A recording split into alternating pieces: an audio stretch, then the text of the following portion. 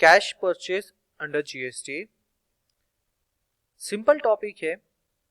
Cash purchase मतलब ये हुआ कि आपने कोई परचेज किया है, चाहे वो मटेरियल हो गया, चाहे वो गुड्स हो गया, चाहे वो सर्विस हो गया, जिसके अगेंस्ट आपने इमीडिएट पेमेंट किया है। अभी तक हमने जो पिछले ट्रांजैक्शन देखे थे, सारे के सारे ट्रांजैक्शन वो क्रेडिट बेसिस पे थे। बट कभी ऐसा भी हो सकता है कि कोई एक्सपेंसेस जो आपने पे किया हो इमीडिएट बेसिस पे। अब जब आपने इमीडिएट बेसिस से पे किया तो पेमेंट आपने या तो किया रहेगा कैश से, पेटी कैश हो सकता है, या फिर आपने एटीएम कार्ड या फिर डेबिट कार्ड के थ्रू पेमेंट किया रहेगा। तो अगर ऐसे केस में कोई खर्चा अगर पेटी कैश से होता है या फिर एटीएम कार्ड डेबिट कार्ड से होता है, तो ऐसे केस में वो खर्चे को आप टैली प्राइम में विथ जीएसटी कैसे रिकॉर्ड कर सकते हो। सी अब यहाँ पे कहेंगे चैलेंज क्या है। चैलेंज है, मैं आपको एग्जांपल के तौर पे ये इनवॉइस दिखाता हूँ। ये इनवॉइस हमने परचेज किया है कबीर एंटरप्राइजेस से, कैश परचेज है, कबीर एंटरप्राइजेस से परचेज किया है, एड्रेस दिया उनका, और ये हमारा साथ साथ में ये एड्रेस हमारा, जीएसटी नंबर हमारा।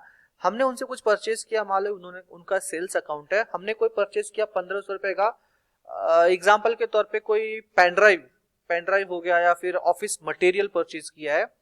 आप इसे एज अ ऑफिस मटेरियल समझ लो, या फिर एज अ रिपेयर सर्विस समझ लो, टेलीफोन रिपेयर सर्विस समझ लो, XYZ जो भी अगर आपने खर्चे किए हैं, तो ऐसे केस में 1500 रुपया अमाउंट छोटा अमाउंट था, और आपने क्या किया, हाथों हाथ आपने ऑन द स्पॉट उन्होंने बिल बना के दिया सिस्टम से, और आपने हाथों हाथ क्या किया, उसका पेमेंट कर दिया 1500 रुपए प्लस उस पे जो जीएसटी लगता था 90 रुपए का, तो आपने 1680 रुपए हाथों हाथ पे कर दिए। अब ये पे किया रहेगा तो हो सकता है आपने कैश पे किया, हो सकता है आपने बैंक से पे किया हो, फोन पे से पे किया हो, पेटीएम से पे किया हो, XYZ जो भी रीजन है। मैं ये समझता हूँ कि दोनों तरीके से, कैश और अदर देन कैश। यहाँ पे 2 GB का, यहाँ पे 2 सैंडिस्क पेन ड्राइव खरीदा हम लोगों ने 32 GB का। ये है अपना प्रोडक्ट का HSN code, value, CGST, SGST। अब ऐसे केस में जब आप कैश परचेज करते हो तो ऑब्वियस सी बात है कि पार्टी लेजर तो आपको क्रिएट करने की जरूरत नहीं है टैली में। अगर आप पार्टी लेजर क्रिएट करोगे, इसका मतलब पहले तो परचेज रिकॉर्ड करो, फिर बाद में पेमेंट रिकॉर्ड, डबल एंट्री हो जाती है। तो ऐसे केस में एक्सपेंस बुक करना पहले फिर बाद में पेमेंट करना इज रॉन्ग प्रैक्टिस। आप डायरेक्ट ये एंट्री पेमेंट में रिकॉर्ड कर सकते हो, या फिर और भी ऑप्शन है, मैं आपको दिखाता हूँ कि इसके कितने सारे ऑप्शन है जो आप यूज कर सकते हो। आप अपने नेचर ऑफ बिजनेस, अपने बिजनेस के रिक्वायरमेंट के हिसाब से डिफरेंट मेथड फॉलो कर सकते हो। सबसे पहला और सिंपल मेथड मैं जो आपको एक्सप्लेन करूंगा वो है पेमेंट में हम कैसे रिकॉर्ड करेंगे। पेमेंट में पेटी कैश भी दिखाऊंगा और बैंक के थ्रू भी दिखाऊंगा। तो चलिए चलते हैं, इसी एंट्री को हम रिकॉर्ड करेंगे टैली प्राइम में। इनवॉइस नंबर सप्लायर का 1 और इनवॉइस डेट है 2 जून। तो टैली प्राइम में gateway of Tally, voucher, date select करेंगे 2 जून, सप्लायर का इनवॉइस नंबर। अब यहां पर आता है पेमेंट आपने कैसे किया, कैश से किया या बैंक से किया। आप कोई भी सिलेक्ट कर सकते हो। अगर आपने कैश से किया रहेगा, पेटी कैश से किया रहेगा तो कैश ले लो, बैंक से किया रहेगा तो बैंक सिलेक्ट कर सकते हो। मान लो यहाँ पे मैंने कैश से पेमेंट किया, तो कैश से पेमेंट किया तो क्या पार्टी नेम भी कैश है? नहीं, पार्टी नेम कैश नहीं है, पार्टी नेम कैश नहीं है। तो ऐसे केस में आपके पास 2 ऑप्शन है। पार्टी नेम या तो यहाँ से लिस्ट में दिए हुए लिस्ट में अगर पार्टी पहले से ही क्रिएटेड है तो यहाँ से सेलेक्ट कर सकते हो। अगर पार्टी क्रिएटेड नहीं है और आप क्रिएट करना चाहते हो तो यहाँ पे जाके आप इसको क्रिएट भी कर सकते हो। लेकिन आप चाहते हो कि नहीं, मुझे पार्टी क्रिएट ही नहीं करना, ये वन टाइम एक्टिविटी था, तो मैं पार्टी ले जाए क्यों क्रिएट करूँ, तो यहाँ पे न्यू पार्टी सेलेक्ट करके नाम डाल सकते हो यहाँ पे कबीर एंटरप्राइजेस। तो ये इससे क्या होगा कि ये पार्टी आपके मास्टर्स में क्रिएट नहीं होगी, बल्कि ये पार्टी आपने वन टाइम के तौर पे यहाँ पे सेव कर लिया है। ये उनका एड्रेस मल्टीपल लाइन में हो सकता है, ये एड्रेस, स्टेट, रेगुलर, और ये आ गया यहाँ पे उनका जीएसटी रजिस्ट्रेशन नंबर। तो ये जीएसटी रजिस्ट्रेशन नंबर भी मैंने यहाँ पे एंटर कर दिया। तो इससे क्या हो रहा है कि आप at the time of recording entry direct information यहाँ पे फीड कर रहे हो। आप कोई एंट्री यहाँ पे उनका लेजर नहीं क्रिएट किया आपने, तो यहाँ पे इसको सेव कर लिया। वापस चल के दिखाता हूँ, तो यहाँ पे ये लिस्ट में आ जाता है, लेकिन इसका मतलब ये लेजर क्रिएट नहीं हुआ। क्रिएट करने के लिए ऑप्शन सेलेक्ट करना था क्रिएट, आपने क्या किया, यहाँ पे टाइमिंग के लिए इस पार्टी को सेव कर लिया है और ये इसका इन्फॉर्मेशन यहाँ पे आ गया है।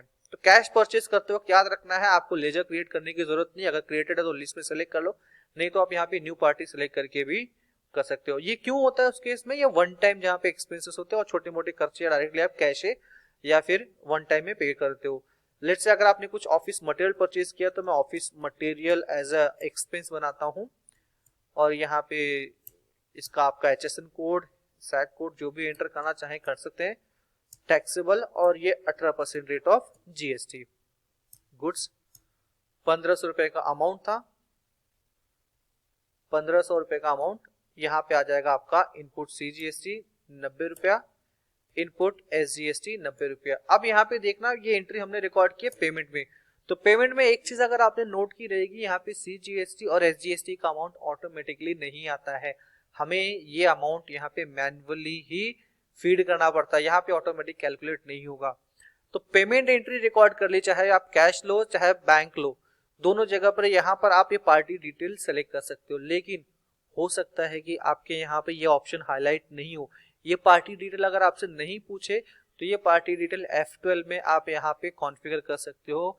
यहाँ पे ऑप्शन दिया हुआ है provide party details for GST, इसे ऑप्शन को यस रखोगे तो ही वो ऑप्शन वहां पे डिस्प्ले करेगा। आप चाहे बैंक सेलेक्ट करो चाहे कैश सेलेक्ट करो, यहाँ पे पार्टी प्रॉपर आपको सेलेक्ट करनी है, सो दैट यही चीज आपके GST रिकंसिलिएशन में काम आने वाली है।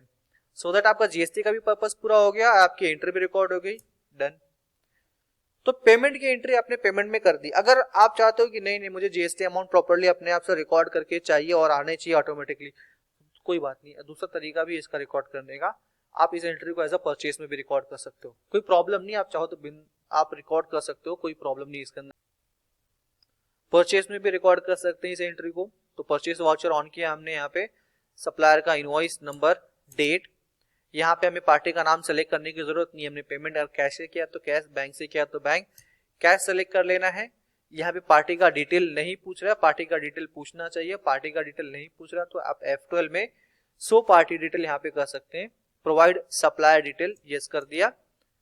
सप्लायर डिटेल में जैसे मैं एंटर करूंगा तो यहाँ पे सप्लायर का नाम आ जाएगा। अब देखो यहाँ पे कबीर का नाम यहाँ पे सेव नहीं है, क्योंकि हमने लास्ट टाइम में उसको खाली टेम्परेरी क्रिएट किया हुआ था, बनाया था, वो परमानेंट क्रिएट नहीं था। तो यहाँ से वापस हमें टाइप करना पड़ेगा कबीर एंटरप्राइजेज, यहाँ पे एड्रेस, यहाँ पे एड्रेस, रजिस्ट्रेशन टाइप रेगुलर, और यहाँ पे उनका GST registration number, office material 1500। अब यहाँ पे CGST SGST का अमाउंट आना चाहिए, ऑटोमेटिक आना चाहिए, बिल्कुल आना चाहिए। Input CGST, input SGST। अब यहाँ पे जो अमाउंट दिख रहा है 35, ऑब्वियस सी बात, हमने रेट डिफाइन किए हैं एक्स्ट्रा, तो यहाँ पे अगर आप मैन्युअली चेंज करना चाहो तो चेंज कर सकते हो, 90 रुपीज 90 रुपीज। सो यस, दोनों मेथड है, कैश अगर परचेज करते हो चाहे पेमेंट में रिकॉर्ड करो, या फिर आप परचेज वाउचर में भी एंट्री रिकॉर्ड कर सकते हो। पेमेंट आपने कैसे भी पेमेंट किया हो, चाहे कैश से पेमेंट किया हो चाहे अपने बैंक से। और इस एंट्री को मैं सेव करते वक्त यहाँ पे इसको सेव करता हूँ। सो ये था अपना कैश परचेज रिकॉर्ड करना। कैश परचेज रिकॉर्ड करना एंट्री बहुत आसान है, खाली मेन पर्पस ये था कि जब आप कैश पेमेंट की एंट्री पेमेंट में रिकॉर्ड करेंगे, बट ऑब्वियस सी बात है कि आपके यहाँ पे पेमेंट में ही सिलेक्ट किया जाएगा एंट्री को रिकॉर्ड करने के लिए। तो आपको ध्यान रखने वाली बात यह है कि जब भी आप पेमेंट एंट्री करो, आपने कैश किया या बैंक किया, यहाँ पे आपको पार्टी डिटेल में GST detail, address and all proper तरीके से फिल करना है। यही डिटेल आपकी GSTR 2A में रिफ्लेक्ट करेगी और वहीं से आप ये डेटा रिकंसाइल कर सकते हो। और एल्स आपने कैश यहाँ पे एंटर किया तो ये अमाउंट किस पार्टी से परचेज किया, क्या था उसका GST रजिस्ट्रेशन नंबर डिटेल, आपको कुछ भी मिलेगा नहीं टैली में।